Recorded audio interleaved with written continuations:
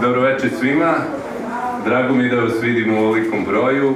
Moje ime je Janko Lačnjevac i meni je pripala čast da vam u ime svih zaposlenih u ustanovi Kulturi Parobrod poželim dobrodošlicu na otvaranje nove sezone ustanove Kulture Parobrod i na otvaranje grupne izložbe Svetovi van sistema. Ja ne bih dalje dužio, već bi reč dao Vladimiru Kolariću koji će nam reći o izložbi. Izvolite. Hvala vam, dobrodošli, kako se tu kaže u velikom broju, to govori zaista o nekoj zainteresovanosti, nekoj privlačnoj moći ovog koncepta. A koncept je, blago rečeno, neobičan. Dakle, obično se ljudi okupljaju prema interesu nekakvom ili pre nekom već gotovo datom programu, često i po nekim, kažem, klanovskim interesima i tako dalje razloga.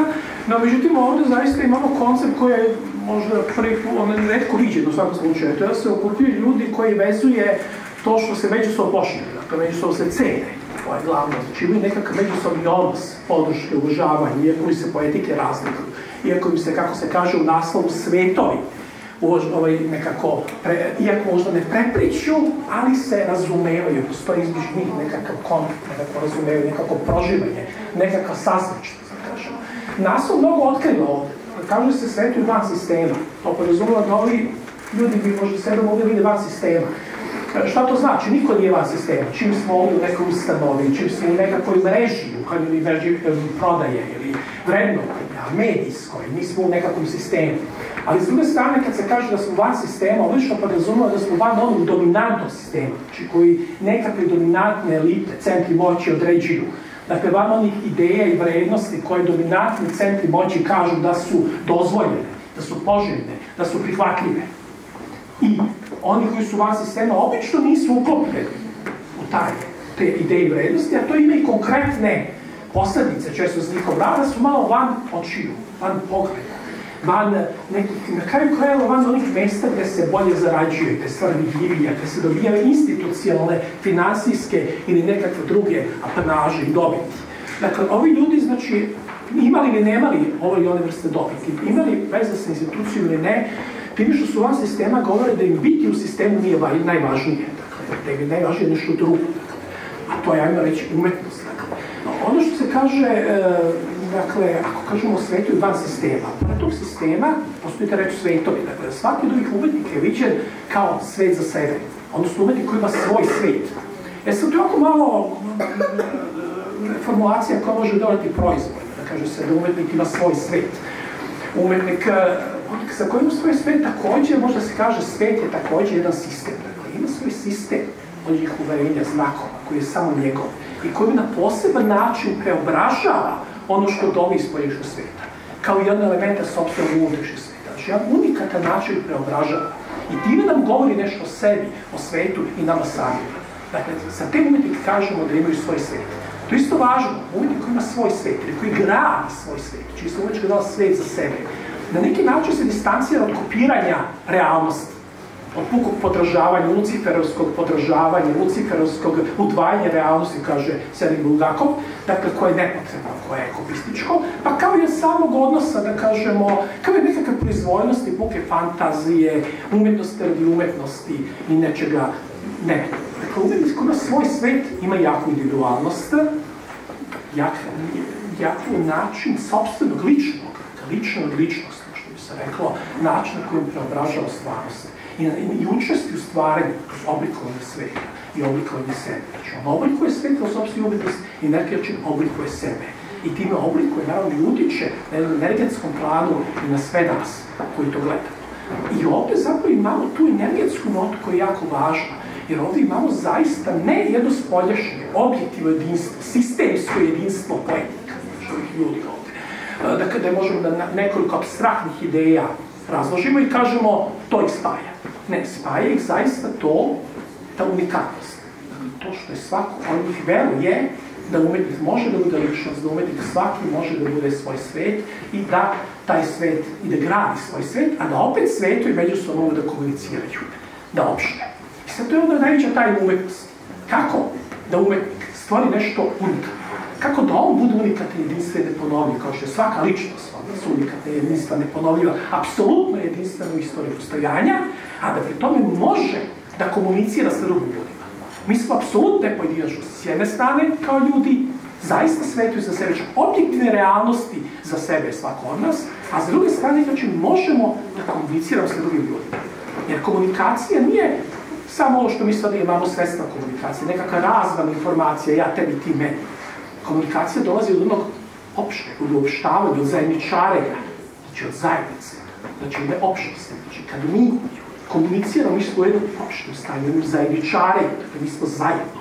I nismo zajedno u ovakvom jednom konceptu, zato što smo pod nekom ideologijom, jednom jedinstvom koja se obuhvata, levom, desnom, ovakvom ili onakvom. Nismo ni pod ideologijom, nismo ni pod apstraktnom idejom, nismo ni pod nekakvom tržišnom računicom, ovakvom ili ovakvom računicom, institucijom računicom, nekom obavezom institucije koju moramo prosto da uradimo da bi dobili platu ili nekakve apanaže ili napredak u profesiji. Nego smo tu zato što gradimo nešto. Tu smo iz neke interesovanja, nas spaja ono što je najdublje u nama i ono što je najdublje među nama. To je ono što je ovde važno. I sad ono što je objektivno, što možemo sad reći, hajmo reći šta ih još spaja, umetnik ipak, to je ono što je, pored te vere u ličnost, pravo čoveka da bude ličnost, da ličnost stvari, da stvara uopšte, da to nije nešto loše, naprotiv, da se time samo ostvaruje, stvarajući, da s jedne strane je to vera u umetnost, ovo je možda patetično u današnjem vremenu, ali zaista vera da umetnost nije samo tržište, da nije samo ideologija, da ne proizvodimo samo da bi se reprodukovali ideološke modele, da ne radimo to samo da bi se reprodukovali, da bismo zarađivali, da bismo nekome donosili lokale koristi, da bismo opet gradili neku instituciju okoštavu koju dajemo legitimitet postojanja, nego da bismo zapravo nešto dublje od toga, dakle da umetnost ima smisao, ima egzistencijalni smisao za nas i za one sa kojima kroz taj umetnički akt i umetnička dela koje stvaramo opštimo i zajedničajemo. Dakle, da umetnost ima smisao i da umetnost ima jedan smisao zaista za nas, dubok smisao za nas, ali da ima smisao i za zajednicu u kojoj smo. To je jako važno. I da ima jedan, možemo reći, ontološki smisao. Nešto znači to što mi radimo i na planu sastvaravanja, na planu zaista uticaja na biće, na ono što se kruže na svet sam. Ne jednoj banalno ideološki uticaj, sad će da idemo evoluciju političkog dela, nego zaista da može dubljem planu menjamo realnost, menjamo stvarnost, menjamo svet. Jer stvaramo nešto što posleduje tu budućnost. To je neka mera, da zaista, koji nekde kod umetnika postoji. Postoji ta velika tajna, kad se govori o stvarnošću, u ruskoj religijskoj filozofiji, imamo tu prepirku između Sergeja Bulgakova i Berđajeva. Da li umetnost, da li umetnik može da stvara kao što Bog stvara iz ničega, ex nihilo? Da li može? Jer umetnik je čovjek, on je stvoren, on stvara na osnovu materije, tvari, ono što je već stvoreno, nekih ideja koje su usađene.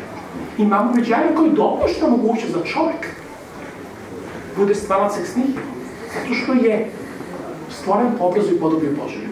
To su velika pitanja koje nas definišu. Kako vidimo stvarništvo? Tako vidimo ne samo same sebe, sve u svetu, sve u večnosti, nego kako vidimo i sam svet.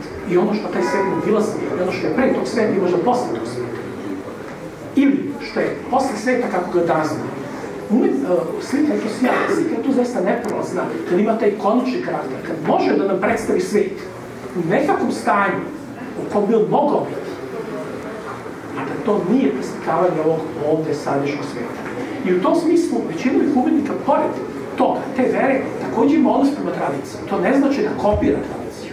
Jedan skoro poznavalac islamskog misticizma je skoro rekao kao kod Rumija, Rumi smatra da je najveći problem, oni imaju svoj termin za to koji se neće dovoditi na arapskom, ali je zapravo, koji kaže najveći zlo ponašanje. Tu se ne misli da je mimesis na podržavanje Aristotela, nego ponašanje da živimo podržavajući drugi, podržavajući neke nametnute okvire stvari, da živimo kao drugi, da budemo svoji.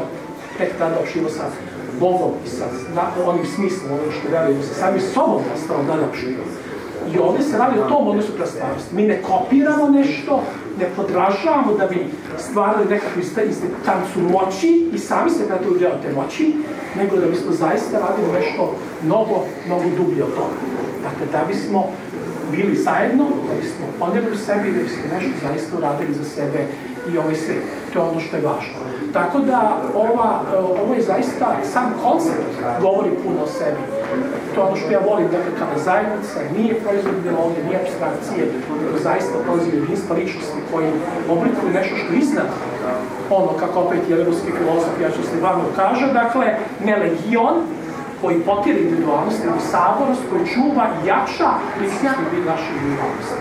Hvala.